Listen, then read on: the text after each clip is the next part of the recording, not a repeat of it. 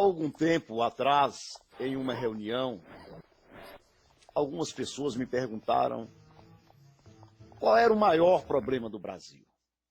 Se o maior problema do Brasil era a corrupção, se o maior problema do Brasil era a criminalidade, ou se o maior problema do Brasil era o comunismo.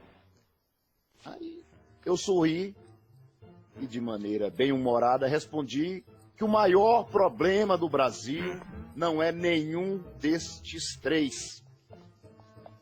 O maior problema do Brasil é o burrismo. O maior problema do Brasil não é a corrupção, não é a criminalidade, não é o comunismo, não é o lulismo, não é o canalismo, não é o idiotismo também aí. É o burrismo. O maior problema do Brasil é o burrismo. Durante gerações, o povo brasileiro, os cidadãos e cidadãs brasileiros, passaram por um processo de emburrecimento. Um processo de emburrecimento sistemático, programado. E hoje nós temos 3 categorias de burros em nossa nação. Nós temos os burros, nós temos os muito burros e nós temos os extremamente burros. Os extremamente burros vivem aí como zumbis.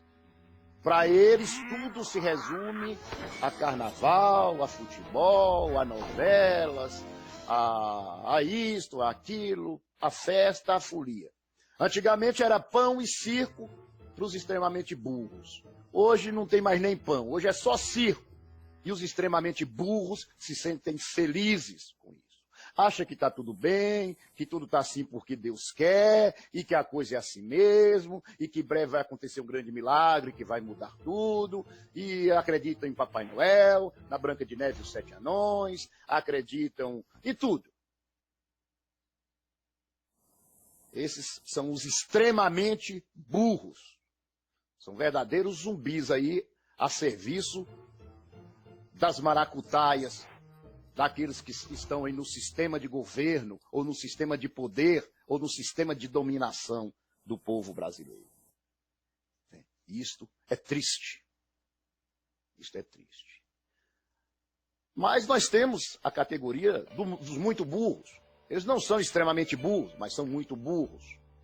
Esses sabem que as coisas estão ruins, sabem que está tudo errado, sabem que este processo de emburrecimento existe, sabe que existe um processo de desnacionalização, sabe que existe um processo de destruição da pátria, sabe que existe um processo de destruição da família, sabem que existe um processo de destruição e de inversão dos princípios e valores que norteiam a sociedade, que norteiam aí os seres humanos aqui na face da terra.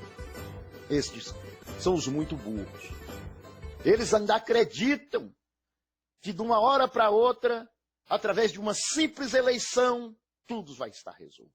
Oh, aí vai surgir o salvador da pátria, aí vai surgir um outro bem intencionado, e outro, aí vem um Fernando Collor, e dá no que dá, um governo sem poder. Vou citar aqui, vou trocar em miúdos essa questão do governo sem poder. Nós temos 2 exemplos práticos, claros disso. Um exemplo, Fernando Collor de Mello. O caçador de Marajá, o indivíduo moralizador, o arauto da moral e da ética, vai passar o Brasil a limpo, vai acabar com os marajás, vai acabar com isso e com aquilo outro, vai fazer e vai acontecer. Resultou em quê? Numa decepção,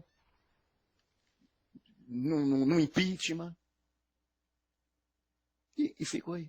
Ou seja, Fernando Collor de Mello, um exemplo de governo sem poder. Um governo que não tinha poder, um governo que não tinha sustentação. Um tigre de papel. Um super-herói fabricado. Não tinha a mínima sustentação e provou que não tinha sustentação. Sucumbiu.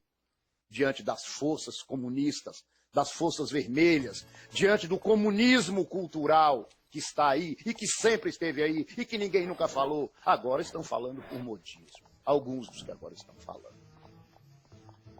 E vamos citar também um exemplo de poder sem governo. O Luladrão, o molusco, o invertebrado, este bandido, este vagabundo que está aí, é um exemplo de poder sem governo. O Lula não está no governo, mas o Lula está no governo.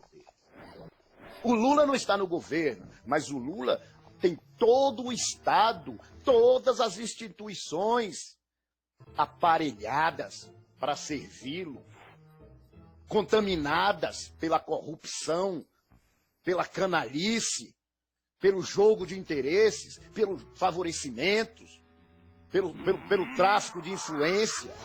Então tá aí. O Luladrão, o molusco, o língua presa, o nove dedos, a mula, tá aí. Um exemplo de poder sem governo. Mas isto, os muito burros não conseguem entender. Eles acham que de uma hora para outra a coisa vai surgir aí. Um milagre, a pátria está salva. E terão uma surpresa desagradável. Mais uma vez se arrebentarão. Mais uma vez farão burradas. Mais uma vez deixarão de construir um Brasil livre, digno, ético e soberano. Mais uma vez deixarão de construir uma identidade nacional para o povo brasileiro. Mais uma vez perderão o momento histórico. Mas esse aí ainda não é o último. Ainda temos o quadro dos burros. Os burros sabem das primeiras questões que envolvem os extremamente burros, sabem de todas as questões que envolvem o segundo grupo do muito burros, eles sabem que está tudo errado, eles sabem que o Brasil precisa ser passado a limpo, eles sabem que o comunismo cultural destruiu a mente, destruiu o espírito, destruiu a alma do povo brasileiro, se apoderou dessa alma como um câncer. E hoje nós estamos assistindo aí a implantação do suprassumo do marxismo comuno-socialista, que é o comuno-socialismo narcotraficante bolivariano. Mas os burros não conseguem entender. Eles falam, mas não fazem nada. Eles pensam que vão conseguir destruir o que está aí com simples protestos, com simples manifestações, com simples mobilizações. Eles acham que é por aí, que é só isto. E eles querem que todos embarquem nesta mesma canoa furada, de ficar em protestos vazios, em manifestações vazias, em mobilizações vazias, sem objetivos práticos e sem objetivos definidos. Eles não têm força, eles não têm foco, eles não têm fé. São esses burros. Repetindo, sabem que está tudo errado, sabem que o sistema eleitoral brasileiro é ilegítimo e fraudulento, sabem que o quadro político-administrativo brasileiro é ilegítimo e fraudulento, é um ninho de serpentes, é um antro de corrupção. Sabe que os poderes executivos, legislativo e judiciário são ilegítimos da forma que está sendo hoje, da forma que estão hoje, que são também antros de corruptos, de bandidos, de lesa-pátria. Mas os burros acreditam que vão resolver isto numa boa, suave, de uma forma light, e se recusam a se organizar. E eu sempre tenho afirmado, em uma guerra, quem vence não são os bons e nem são os maus, obrigatoriamente. Em uma guerra, quem vence é quem se organiza melhor. E me perdoe pelas palavras duras, mas hoje eu não estou com muita paciência para gente burra. Hoje eu não estou com muita paciência para o burrismo. Precisamos avançar. No momento em que está se discutindo uma intervenção constitucional, cívico-militar, para passar o Brasil a limpo, para tirar a bandidagem, para acabar com a bandidagem, para acabar com a corrupção, ou diminuir, ou levar a corrupção a níveis toleráveis, que é tolerância zero, mas ao mínimo possível. a extirpar o comunismo, a acabar com esse regime fratricida, genocida, assassino, um regime que legitima o crime. No momento que estamos tentando fazer isso, tem gente que ainda está preocupado com as eleições. Tem gente que está fazendo campanha política antecipada, tirando o foco da luta, desviando o foco da luta. Onde o foco deveria ser passar o Brasil a limpo. Aí se tiver impeachment, vamos passar o Brasil a limpo. E se não tiver impeachment, vamos passar o Brasil a limpo. Ou seja, com impeachment, sem impeachment, ou apesar do impeachment, vamos passar o Brasil a limpo. Mas não, ficam discutindo o sexo dos anjos e fazendo campanha antecipada para sonhando com uma eleição fraudulenta, com uma eleição mentirosa, com uma eleição ilegítima em 2018. São incapazes de ver a realidade, por pura e simples burrice. Repito, não tem força, não tem foco e não tem fé. Não sabem o que querem.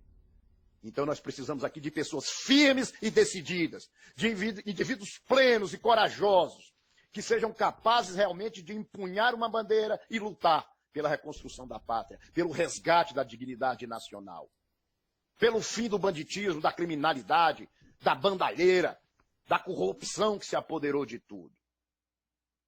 Então, ou nós somos, ou nós não somos. Aí tem um monte de pessoas que se dizem, não, mas eu sou intervencionista. Eu sou intervencionista. Mas não tem força, não tem foco, não tem fé e não se organiza. Essas são as minhas palavras. Sinto muito, sei que não vou agradar a muitos e também não faço questão de agradar. Preciso agradar aqueles que são firmes e decididos e que estão conosco nessa luta. Um forte abraço a todos e que Deus nos abençoe, nos proteja e nos ilumine. O senhor saiu do quartel e entrou no mundo político. Isso foi um choque para o senhor? Foi porque eu pensei que eu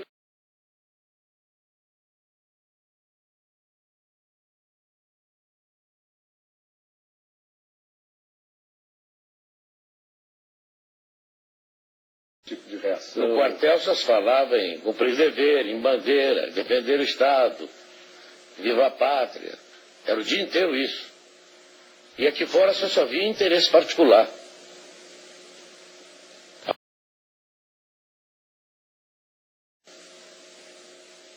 A ponto de eu perguntar uma vez a um determinado político, e o Brasil?